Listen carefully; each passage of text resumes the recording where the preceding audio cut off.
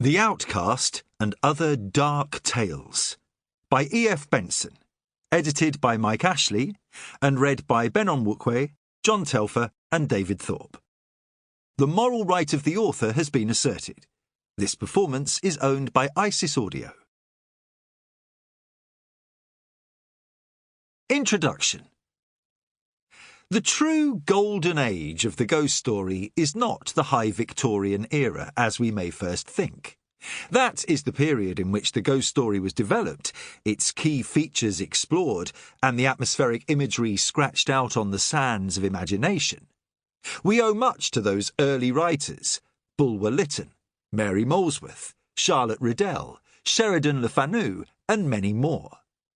But it was their successors who added their own dimension of fear to those images and moods, allowing the ghost story to blossom.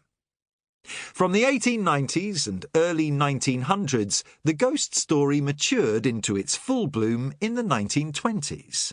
This was the era of M.R. James, Arthur Machen, Algernon Blackwood, Violet Hunt, Henry James and, of course, E.F. Benson. S.T. Joshi, in his definitive study of weird fiction, unutterable horror, believes that, next to M.R. James, Benson was probably the greatest writer of pure ghost stories during this period. If anyone was responsible for bringing the ghost story into the 20th century, it was Benson.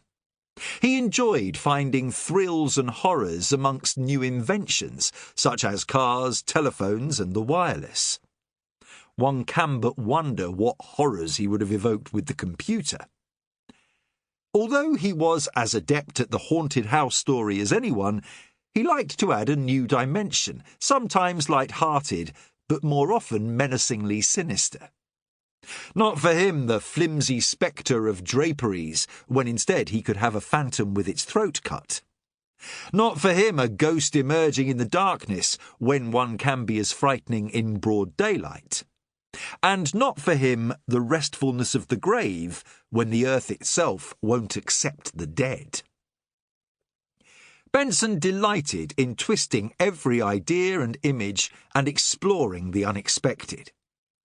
During his life, Benson put together 4 collections of his weird tales: The Room in the Tower, 1912, Visible and Invisible, 1923, Spook Stories, 1928, and More Spook Stories, 1934.